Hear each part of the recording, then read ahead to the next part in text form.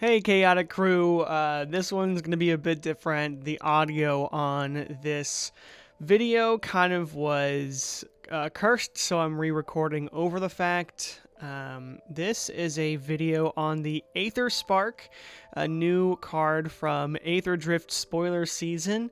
A super unique and cool card. It's a artifact planeswalker, so just a planeswalker by itself, but it's also an artifact, so much easier to remove. It starts with foil loyalty counters, and you can use its +1 to attach it to up to one creature you control. Put a +1/+1 counter on that creature.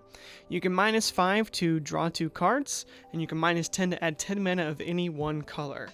And it gets a lot more counters on it because when it's attached to a creature, it can't be attacked. And it has whenever the equipped creature deals combat damage during your turn, put that many loyalty counters on the Aetherspark. So, lots of different directions you could go here. Unfortunately, you can't make this your commander, so you kind of need to figure out a creature that works really well with the Aetherspark. I wouldn't recommend building your whole deck around the Aetherspark just because it doesn't do a whole lot, but there are some cards that could really utilize it and use it well. And I guess without further ado, the commander that I'm running with for this deck is kind of a fun one. It's going to be in Grixis colors. I'm waiting for myself to reveal it. It's going to be Saruman, the White Hand. A really cool card, and what makes this card great is that whenever you are casting a non-creature spell, you're amassing Orc's X, and where X is that spell's mana value. So, if you're casting the Aetherspark, you get a 4/4 Orc essentially, or 4 counters on an existing Orc army that you have. It also gives Orcs and Goblins you control Ward 2, so a little extra protection there. And you can go a lot of different directions with Saruman. You can go Planeswalkers, you can go Spellslinger, you can go Artifact, you can go Enchantments. Heck, you can even go Battles, which I think isn't a bad idea. I didn't even think about that when I was making the deck, but definitely, I think a little bit of everything is kind of a fun way to go with Saruman. Makes it a little less streamlined, a little less optimal, but I think it's pretty fun. So as you see here, I've got a bunch of Planeswalkers down here. Kaido Shizuki is a great one, right? He is going to make a small creature early on, and then he's going to be drawing you cards the rest of the game. He is not really there for his big minus.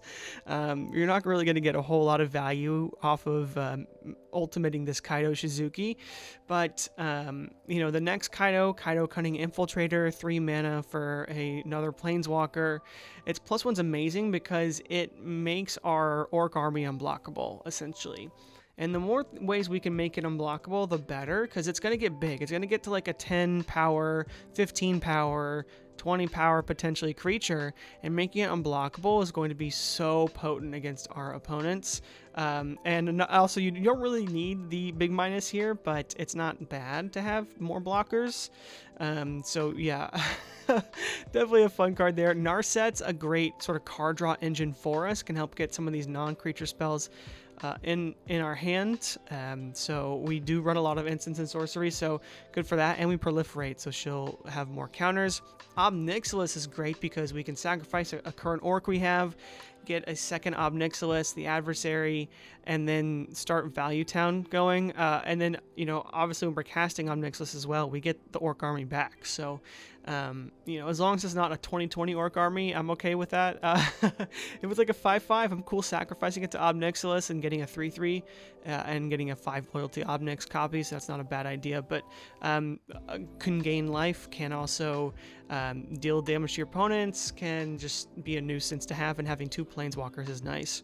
Saheeli, Sublime Artificer, is really good too, just because you're casting so many non-creature spells. You really want to get her early and make sure you're getting all those servos. Then you can -2 her to make it a copy of a creature, or make one of those servos a copy of a creature. Vraska, of course, we are proliferating in this deck. If you get to the ultimate, that's a great win condition here for the deck, but I don't think you need it. Can also be good removal.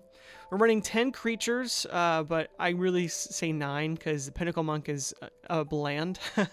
But the front side is really useful because you get an instant or sorcery back from your graveyard to your hand, so nice to have those kind of cards in the deck. Orcish Siegemaster is amazing because it's going to give your massive orc army trample, and then when it decides to attack, if you control an orc army, Orcish Siegemaster is going to get massive as well. So having this on the battlefield can get really out of hand and really damage your opponents a lot.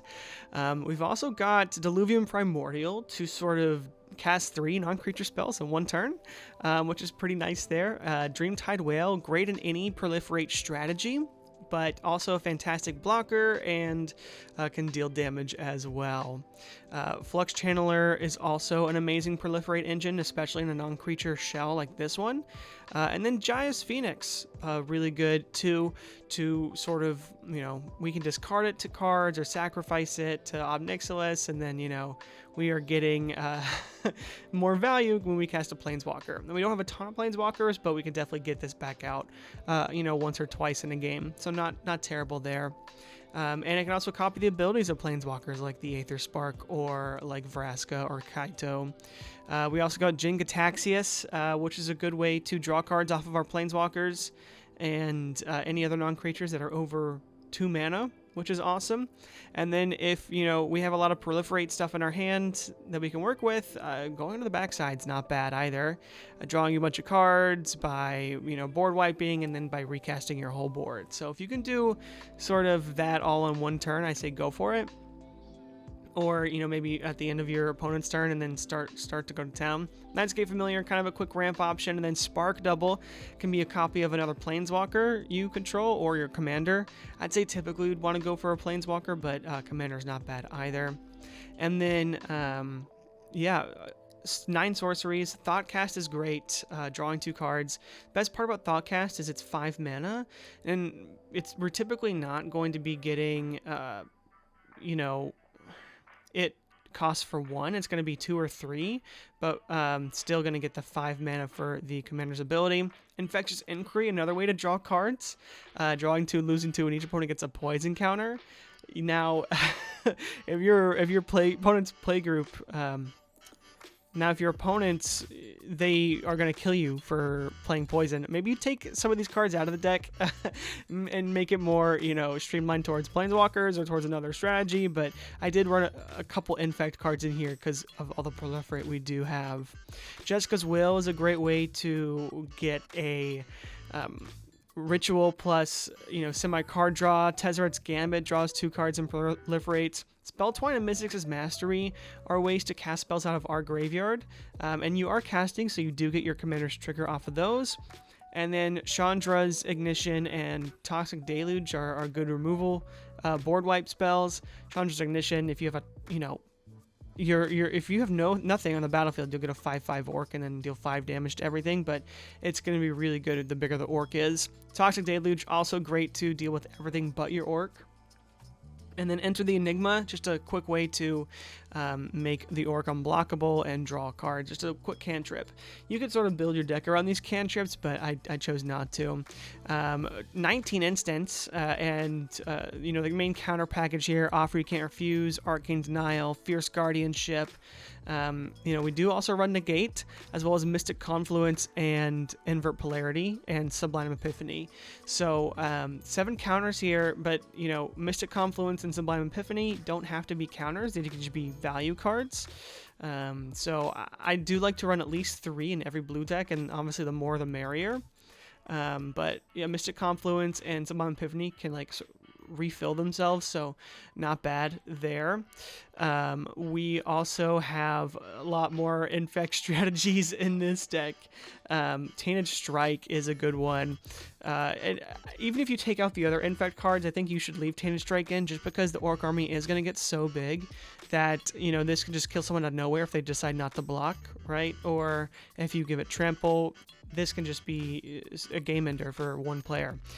We also run Vraska's Fall to make each opponent sacrifice creatures and get poison counters, and then Prologue Defiresis I'll come up to here in a second, but you draw a card and give your opponents a poison counter.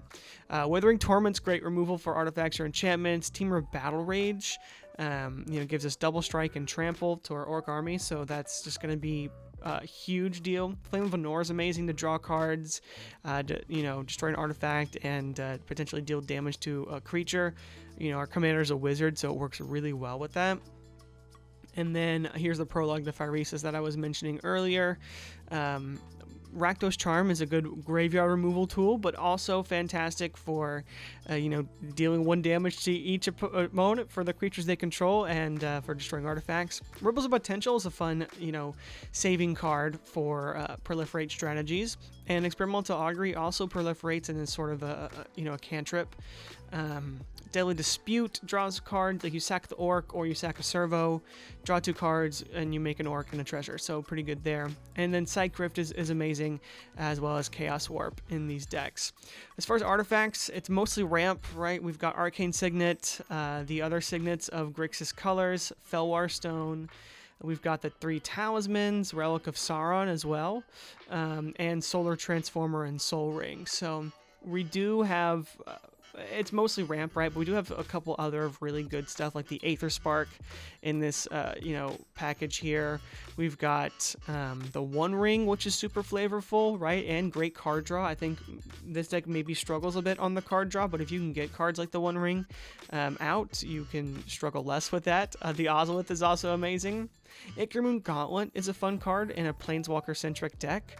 I don't think you need to have too many for this to be useful, just because, you can proliferate your Planeswalker, but also the, Orc army that you have, so it's not completely dead if you draw it early. Shadow Spear is also a great way to gain life and give our Orc trample, and it can also deal with the hexproof and indestructible creatures our opponents control, so they can't chump block our creature. And then Enchantments, Aqueous Form makes the Orc army unblockable and scries when we attack. Glistening Oil gives it Infect.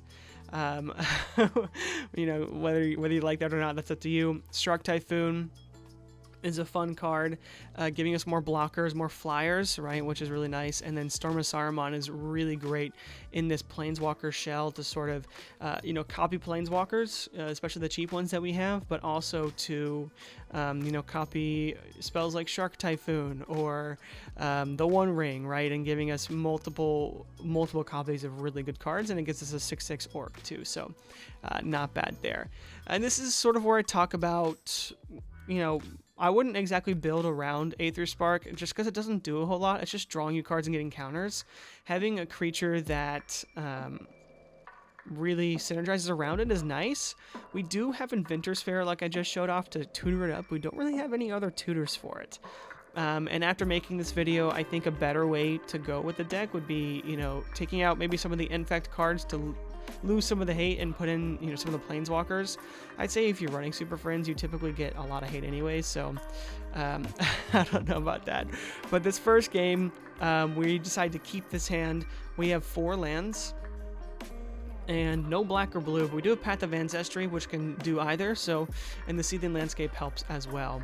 But we'll go ahead and do the Seething Landscape first to get a swamp or an island. I think I grabbed an island. Yeah, better play probably would have been to Path of Ancestry here, in case we did end up drawing a blue or black mana. We wouldn't have had to play a tap land on turn 2. This really only mattered because we drew the Nightscape Familiar though, so I'm not too worried about it. We do draw the Felwar Stone on our 3rd turn. We play it, and we're going to cast the Nightscape Familiar. And which is good. This makes turn 4 to where we can play the Inventor's Fair and cast our commander for 3 mana because of Nightscape Familiar. And then I totally don't do that. I still pay 4 for whatever reason.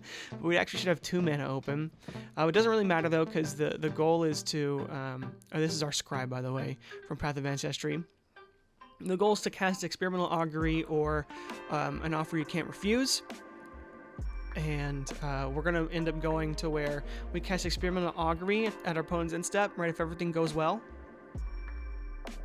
Both of those are good options because we're going to get an Orc army out of it, right, that can attack on our turn. Experimental Augury is obviously more ideal to sort of get more cards. So we'll make a 2/2 Orc army. We'll look at the top 3 cards of our library. put one in our hand, 2 on the bottom of our library, so, and then we proliferate after that, right? So these 3, we're obviously going to add Jessica's Will to our hand, right? Ripples of Potential's nice, the Black Gate's alright, but really it's about Jessica's Will, getting that more card draw. So here we are, Orc Army's a 3/3 now, and I keep forgetting, right, to pay the 1 less for these cards. Jessica's Will, though, is going to give us 3 okay cards, not amazing. We can get more card draw with Infectious Inquiry, so that's actually what I'm going to do first. We assumed we got like 4 or 5 red mana, so we're using 2 of that plus a black to get 2 more cards, and we got a Swamp and a Cycrypt, so not ideal. We actually haven't played land for turn yet, and I don't remember not playing land either, so I a couple misplays already, but I think we're like, okay, we can go ahead and play the Rakdos Charm. Oh no, we play the Maestro's Theater, which is nice. Getting another island, I think. Yeah. And then we realize that we had a land untapped. Oh no, we use another red, and we use the red, and that we still have from Jessica's Will and the Path of Ancestry to Rakdos Charm, an artifact. That's on the board. And then we realized that we paid too much for Jessica's Will, so we're untapping an island. And after this, our Orc Army got 5 more counters from all that, so it is currently an 8/8 Orc Army. Right, and we've got a decent hand. No more card draw, unfortunately, but we could, you know, we could get Storm of Saruman going. We, you know, depending on what we draw next, we could have, you know, a Cycrypt to sort of get us back in the game, or reset the board. Chaos Warp. We can Chaos Warp our Nightscape Familiar to sort of try and get something, or use that as an opponent. Ichor-Moon Gauntlet's kind of a dead card in our hand. We don't really have any Planeswalkers. We could cast it for 3 to get a 3/3 Orc. It's not terrible, but we don't really do a whole lot off of it, so not amazing there. And you know, maybe not the best card to run to the deck where you only have 7 Planeswalkers, right? But I digress. Yeah, I'm just going over the different options we have here. Inventor's Fair could eventually, you know, tutor us something if we can get some more artifacts, but kind of a slower game there. Next game, we do have more of a Planeswalker-centered strategy, but only 1 land. This one is, you know, all right. We have lands and things to do, so top decking that One Ring was actually wonderful. We'll go ahead and cast Shadow Spear. We don't mind too much about our commander's ability when it's like 1 mana, you know, non-creature spells. When it gets to 3 and more, that's when we really want to have him on the battlefield, because that's when it really starts to add up. Alright, Xander's Lounge. Wish we would have drawn that last turn. And then we draw Flame of Anor, which is really good here. So we'll play this island, we'll tap 2 for the Talisman, and then we could Rakdos Charm a graveyard or a pesky artifact on our opponent's board. So nice to have there. This is a hard turn to do because, like I said, I want the value from the One Ring, so that's why I'm casting Saruman first here. You could also hold up and do Mystic Confluence, but again, I want the value from all of these. So this is sort of a do-nothing turn, unfortunately. You do have a mana up open to do the Shadow Spear stuff, but next turn, we're on turn 5 now, and you could hold up mana for Mystic Confluence. I think the One Ring is the best play. I mean, you could do Flame of Anor, but your Ripples of Potential doesn't really protect Saruman right now. It only protects the Orc. So it's not bad to have right now that we have a 4/4 Orc with the One Ring. But we need, you know, you could also equip the Shadow Spear to something and start gaining life as well. Turn 6, you know, we have 7 mana, so we could do Mystic Confluence as sort of holding it up and are bouncing some things. I think Flame of Anor is kind of what we want to do depending on what we draw, because we do end up drawing another counter, which is nice. We have to hold up 5 mana for Mystic Confluence. Jink Ataxius doesn't really do a ton for us. It's really great if we could play that and also have mana to draw a card with Flame of Anor or something, like to hold up that answer, but it really doesn't do a whole lot right now. Arcane Denial is good to have in our hand. I think we have a lot of card draw, but this is sort of a game where we're like on the back burner. We're just like waiting for our opponents to do stuff and going from there. I do want to try one more game that's more Planeswalker focused. We do end up having the Aetherspark in this opening hand, so I'm gonna go for it. Island next turn. Oh, you know what? Yeah, this is where I realized we had a Bojuka Bog, so we would have played that first, and then turn 2 Island into Recto Signet. Turn 3, we get our commander out, which is great.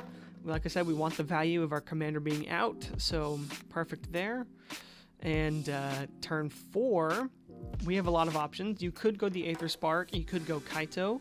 I wouldn't do Ob Nixilis yet, but I think it's, you know, Kaito, or if you wanted to attack in with Saruman, you could go Kaito, but I think the Aetherspark is probably the best play here, just because it gets it out early. You know, you attach it to either Saruman or the Orc army, and I would depend. So if someone had an open board and I could attack in with Saruman and deal the damage to get the counters on the Aetherspark, I would do that. I think more than likely on turn 4, everyone's gonna have a creature on board to block. Or maybe it's a creature they don't want to block with, and you were like, okay, I can attack through. But you could just put it on the Orc army at that point if you don't think it can attack. Give it another counter, and you know, set yourself up for success next turn. Excuse me. So this is sort of me debating about that right now. What's really great is Kaito's going to make whatever we put that on unblockable next turn. So it's a really good combo, Kaito and the Aetherspark, to get what you need to get. So yeah, maybe running more Planeswalker synergies in this deck could be a lot more fun, a lot more aggressive than some other Planeswalker decks you're maybe used to. Yeah, we're in the next turn here, turn 5, and we are going to... It's already equipped in the Orc army, and that way we can do the minus to draw cards this turn. We're playing Kaito. We get 3 counters on the Orc army, so now it's an 8/8 Orc army. And we have Arcane Denial in our hand. We're going to discard, draw and discard with Kaito's +1, making the Orc army unblockable. And what's great is the Orc army also has Ward 2, right? So, not easy to deal with. We attack in, deal 8 damage, get 8 counters on the Aetherspark. It's now at 13 loyalty counters. So we could -10 to get a ton of blue mana, which I don't hate, but I think drawing 2 cards isn't bad either. And yeah, people need to deal with Kaito at this point. So there's definitely a lot going on there. Yeah, if we had done the -10 to get, you know, a bunch of stuff, we would probably Sublime Epiphany for sure, and done the Whale, Dreamtide Whale. But I mean, that's pretty much the deck. I think it's really fun. I think the Planeswalker mode is definitely more on the fun side. So if you want to take out some of these poison counter strategies and go more Planeswalker focused, I think that's probably the way to go. But poison counter can be really fun, and I would definitely keep Tainted Strike in. Some other weaknesses, it is a bit light in the card draw sometimes. You can kind of gas out, so make sure to be wary of that. And maybe run a couple more creatures that when you cast non-creatures, you're getting some tokens. But other than that, I hope you enjoyed it. Let me know in the comments below what Aetherdrift deck you want me to build next. There's a lot of options to choose from already this spoiler season, so just keep me informed, and I'll see you next week with another deck tech. Thanks. Bye.